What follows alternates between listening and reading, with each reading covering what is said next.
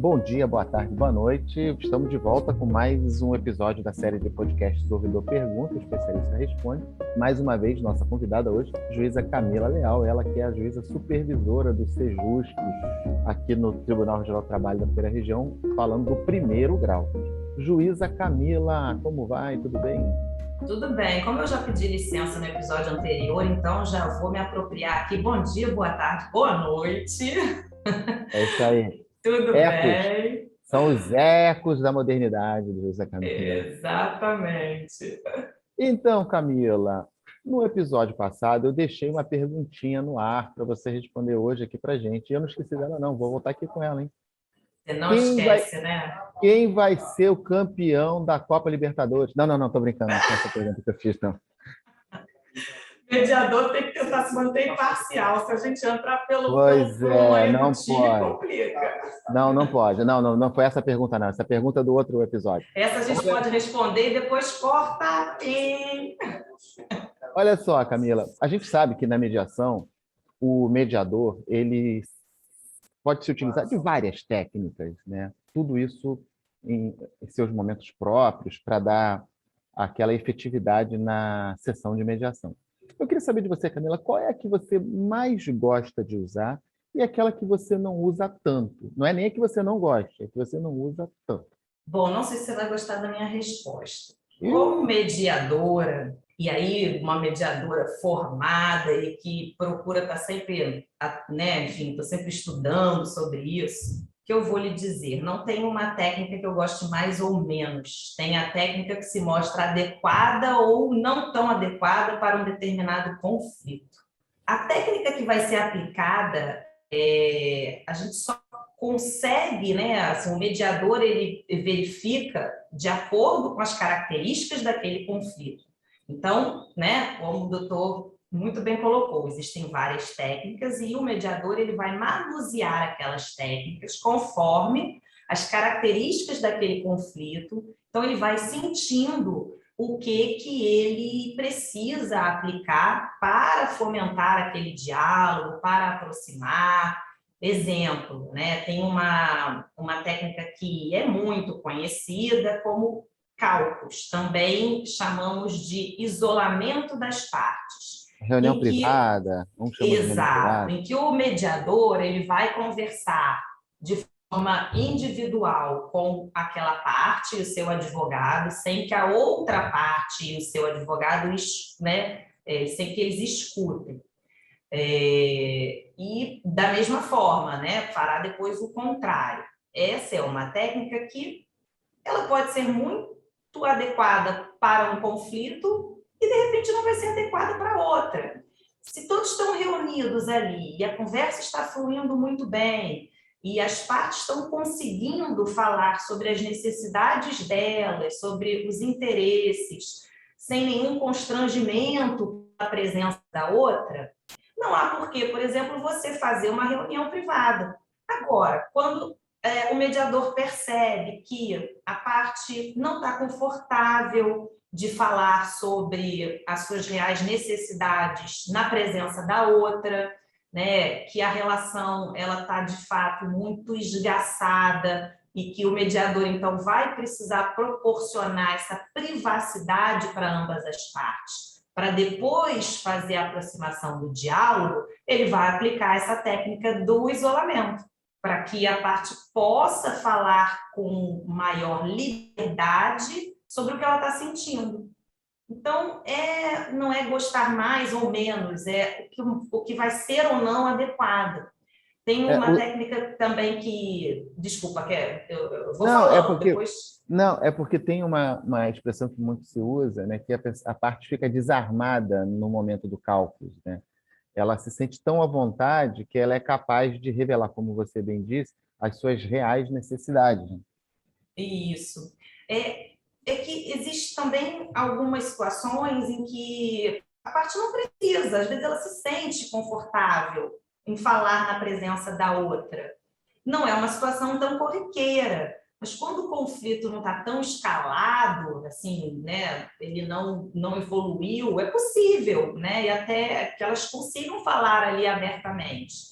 sem o uso dessa técnica, né? Então, o mediador ele vai avaliando e vai traçando ali o plano de trabalho dele, conforme ele vai obtendo ali informação das partes, ele vai ali, bom, essa técnica vai ser adequada, essa não, é um plano de trabalho mesmo, ele faz uma gestão ali daquele conflito, tá?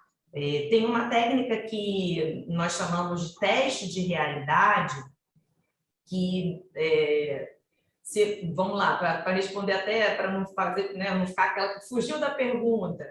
Essa é uma técnica que eu evito utilizar, porque é uma técnica em que a gente já precisa falar mais sobre os aspectos jurídicos daquele conflito. Claro. Né? Em que o mediador, por exemplo, ele não vai valorar a prova, porque ele não julga, ele não está ali para isso, mas ele nessa técnica ele vai conversar com a parte sobre as questões que envolvem a prova daquele direito, por exemplo. Então, essa é uma técnica que eu diria que eu não gosto tanto de usar, porque isso significa que a gente não conseguiu, ali não foi possível resolver o conflito na raiz, então a gente vai precisar resolver também analisando o aspecto jurídico, né? E não só a necessidade daquela parte, porque por vezes ela demonstra que tem uma necessidade não atendida, ela demonstra que tem algo que ela precisa resolver, mas juridicamente falando, o êxito dela conseguir demonstrar aquilo, de repente, não é muito bom. E aí a gente fala sobre isso numa reunião privada, através dessa técnica que se chama teste de realidade. Então, eu diria que essa é a que eu evito, assim, ela é uma última opção. Vamos imaginar aqui, hipoteticamente, num cenário de mediação, uma das partes, pode ser qualquer uma que você queira, fala para você o seguinte: olha, Camila, essa foi a minha última proposta. Quando a pessoa fala para você, essa foi minha última proposta, como é que você usa todas as suas habilidades das técnicas que você bem aprendeu para sair desse momento? Então, quando ela me diz, essa foi minha última proposta, ela está demonstrando uma posição. Eu preciso descobrir qual é a necessidade dela por trás dessa posição. Ela está irritada porque não está conseguindo solucionar? Ela, de fato, não tem mais interesse em falar sobre aquilo? Então, a gente começa a fazer perguntas reflexivas para entender. Eu usaria, por exemplo, a comunicação não violenta nesse caso, né? Então, bom, quando você me diz que essa é a derradeira proposta, o que você está querendo dizer que não gostaria mais de conversar sobre a solução desse conflito, caso a outra parte não receba bem essa solução? Ou você está blefando, é possível você avaliar isso numa hora? Aí não caberia, porque eu já estou entrando numa postura avaliativa, né? Talvez, como ser humano, eu até minha cabeça possa até estar, será que ele está blefando? E aí esse é o exercício do mediador, você criar esse afastamento. Não, pera, eu não posso julgar pelos meus valores, eu tenho que saber se é isso, eu tenho que começar a fazer perguntas para saber se o que eu estou pensando realmente é verdade, corresponde à realidade, né? Que esse é o grande barato da mediação. A gente começa a perceber que muito daquilo que a gente tem certeza, não tenho certeza que fulano está pensando assim. Ele não está pensando assim. E as pessoas têm muita dificuldade quando alguém diz: eu não quero mais, essa é a minha derradeira proposta. Bom, isso, na verdade, é uma estratégia para atender alguma necessidade daquela pessoa.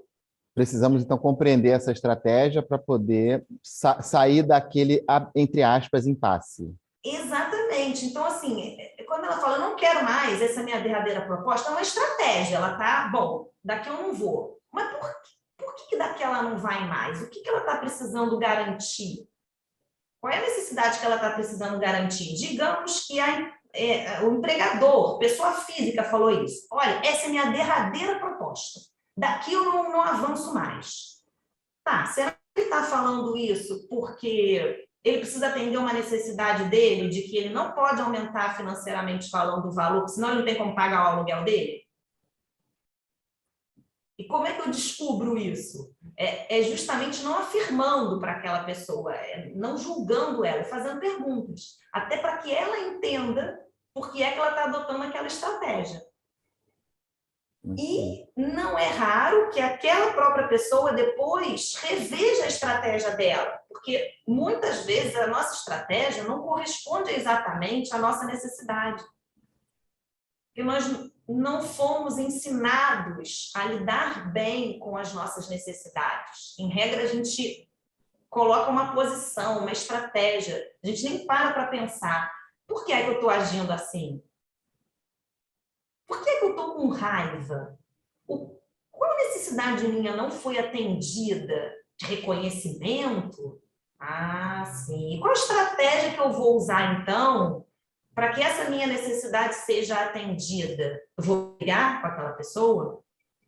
Ou eu vou, de repente, falar para ela, olha, quando você falou isso, eu me senti não validada, não me senti reconhecida por você e fiquei com raiva. Teria alguma maneira de você me... Aí a gente procura, inclusive, fomentar que a pessoa trace uma estratégia, faça um pedido para outra de uma forma positiva e para o futuro, para a gente tirar o foco do que aconteceu. Olha, a gente não pode voltar no tempo, mas o que você gostaria que aquela pessoa fizesse daqui em diante para solucionar para suprir essa sua necessidade, né? O trabalhador... Inverter os papéis? Não, é isso. Por exemplo, quando um trabalhador diz que se sentiu ofendido e pede uma indenização por danos morais, alega que sofreu um assédio moral, que sofreu um bullying. Sim, tudo bem. Aí você vai perguntando e ele chega à conclusão qual a necessidade que ele não teve atendida. A necessidade de um tratamento digno, de um reconhecimento como ser humano sem discriminação. Muito bem. A gente não tem como voltar no passado, né? Não tem, apagar o que aconteceu. Como é que você, né? Você pergunta para aquela pessoa, como você gostaria, então, que essa pessoa que não conseguiu atender essa sua necessidade se comportasse daqui para frente? Se você pudesse fazer um pedido para ela, qual pedido seria? Então, você gera a pessoa, você vai provocando na pessoa uma reflexão. Então, ela pode falar, eu gostaria que ela me pedisse desculpas. Eu gostaria que ela me pedisse desculpas e me pagasse um valor para compensar tudo que eu sofri. Amenizar a minha dor. Ok. Então, assim, aquela pessoa está começando a trazer a solução que vai atender a necessidade dela. E a gente vai fazendo isso para ambos os lados. Camila, nas sessões de mediação, as várias e tantas várias que você já participou, você já se deparou com algum dilema ético em que você ficou raciocinando eticamente sobre aquela situação ali que lhe foi apresentada? Ou você já presenteou... Eu até fiz essa brincadeira com o desembargador César Marques e com a Ana Cristina, nossa servidora, que é mediadora também. Já teve algum fato inusitado que aconteceu com você numa sessão de mediação? Que, lógico, que você possa falar para nós aqui, respeitando o princípio da confidencialidade. Olha que bacana que os episódios de podcast, né, eles já estão assim, deixando nosso ouvidor e todo mundo com os princípios da mediação enraizados já, né? O respeito ao sigilo. É na veia. Aqui é direto na veia, Camila. Então, eu já tive uma situação em que eu percebi que eu não ia conseguir ser imparcial. Durante a sessão de mediação, a história que eu me deparei me remeteu a uma situação pessoal que eu já tinha vivido e que me provocava muitos sentimentos. E aí eu realmente precisei deixar de conduzir aquela sessão, precisei reconhecer o meu limite, reconhecer que não conseguiria ser imparcial, e falar isso para as partes, né? Que a partir dali eu não conseguiria mais ajudá-las naquele processo de negociação e em aproximar o diálogo, porque emocionalmente falando, eu tinha me envolvido com o conflito. E o mediador não pode se envolver com o conflito. E foi uma questão ética, porque num determinado momento, você, como juiz, você quer resolver, você quer deixar de resolver aquela situação, você não quer deixar de seguir naquela negociação, mas por princípios éticos, e aí não só na condição de mediador, mas também como magistrado, né? O magistrado tem que ser imparcial. Eu precisei me afastar da solução daquele conflito. Foi uma situação assim bem desafiadora. E uma outra que também é delicada diz respeito a quando a parte confessa que praticou algum crime. Ah, sim. Eu passei por uma situação muito delicada, porque nesse caso, se o crime for não demandar, né, a iniciativa da vítima, aquilo, quanto mais eu estou ali como mediadora, mas eu não deixei de ser Exercício juíza. público da função.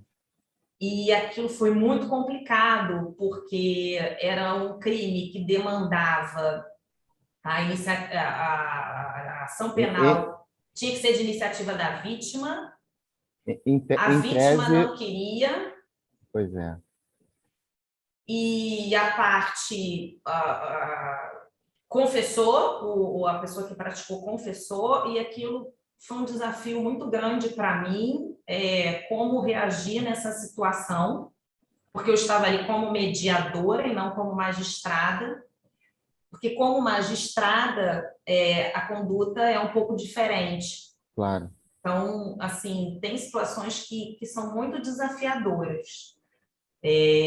No final das contas, esse caso ele foi solucionado de forma amigável, houve uma retratação pública, mas foi uma questão bem delicada e que muitas vezes a gente precisa parar para pensar ali quais são os limites éticos, até onde a gente pode ir, até onde a gente não pode ir. Isso é um exercício muito importante para um mediador, para um magistrado, estar sempre refletindo e reanalisando a sua própria conduta, como a gente conduz, né? Então, foram Camila, 2 casos bem emblemáticos. a gente está praticamente 1 ano e meio em fase de pandemia, em audiência telepresencial. Em breve a gente vai avançar um pouco nessas questões das audiências para as presenciais, semipresenciais ou híbridas, como queiram chamar. Como é que você avalia as sessões de mediação com o uso da plataforma de teleconferência? Isso ajudou ou prejudicou o trabalho do mediador? No início foi bem desafiador, porque o mediador, assim como nós, né, teve muita dificuldade. Primeiro, aquela dificuldade que é de manusear a plataforma, e depois foi um grande desafio de como que a gente mantém a aplicação de todas essas técnicas sem estar ali com a pessoa. Como é que você prepara o ambiente, que faz parte de uma sessão da mediação, preparar o ambiente, recepcionar as partes, né, criar ali um rapport.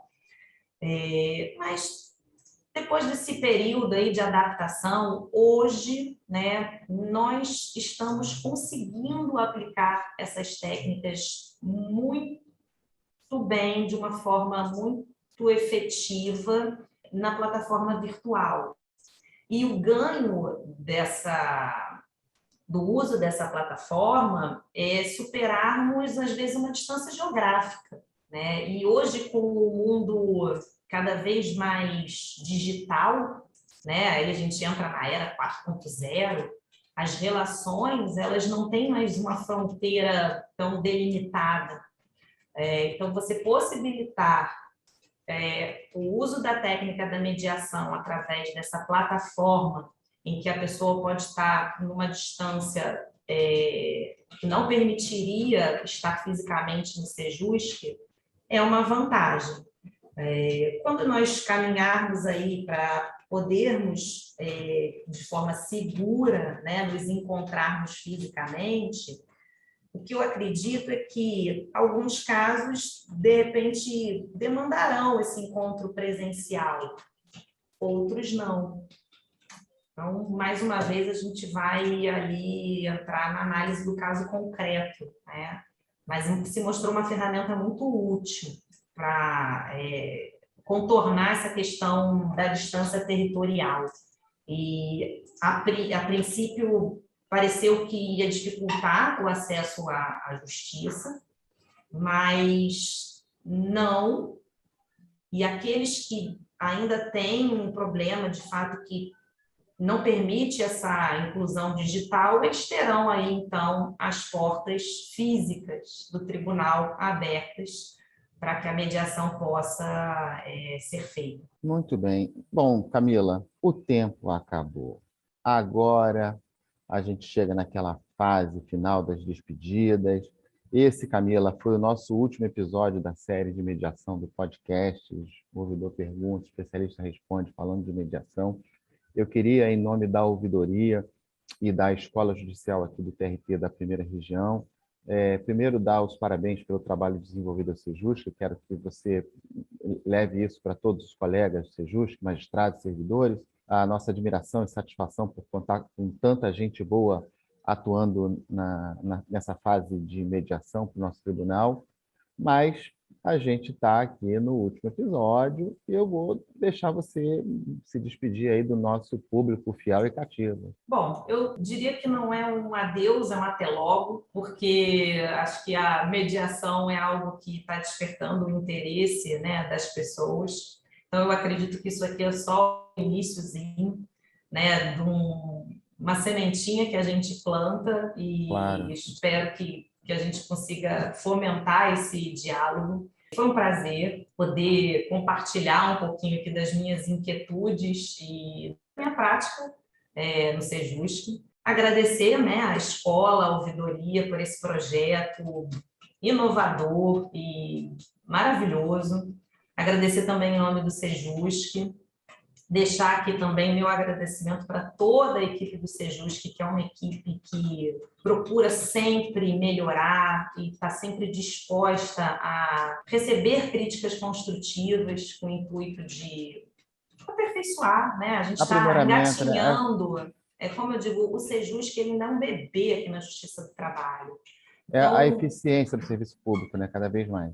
É isso, a gente precisa disso, a gente precisa conversar, a gente precisa falar e entender o que não está bom, o que precisa melhorar, e essa equipe, ela realmente veste a camisa, né? Então, queria deixar aqui o meu agradecimento a todos eles e também a parceria aí de todos os advogados e das advogadas que participam ali diariamente conosco das sessões, também estão buscando aí entender, compreender, aceitar esse novo método de solução. E é isso. Um prazer. Muito obrigada. Bem. Então, Camila, agora você já pode cantar Livre Estou, #piada interna. Um grande abraço para todos. Ficamos por aqui nessa segunda temporada de podcasts Ouvidor Pergunta, o especialista responde. Em breve, essa temporada vai estar inteirinha no Moodle, valendo hora de formação continuada para magistrados e servidores. Quer ouvir a gente? Vai lá, ó, Spotify, Google Podcasts, Apple Podcast, plataforma Anchor da Escola Judicial e no YouTube. Ativa lá o sininho. A gente está com mais de 2K e a gente quer dobrar esse número ao final aqui desse episódio, hein, galera? Então, ó, todo mundo lá ativando o sininho, vamos dobrar lá os nossos seguidores. Gente, um forte abraço para vocês. Em breve, a gente vai voltar com a terceira temporada. A gente vai falar sobre LGPD, a gente vai falar sobre a Lei 13.709. Imperdível, hein, gente? Continua nos ouvindo lá, bota no seu ouvidinho, bota na sua caixinha de som. A gente quer a audiência de vocês, quer a colaboração de vocês, manda lá os seus comentários. A gente fica muito feliz com cada interação que a gente tem. Um grande abraço a todos e até a próxima temporada.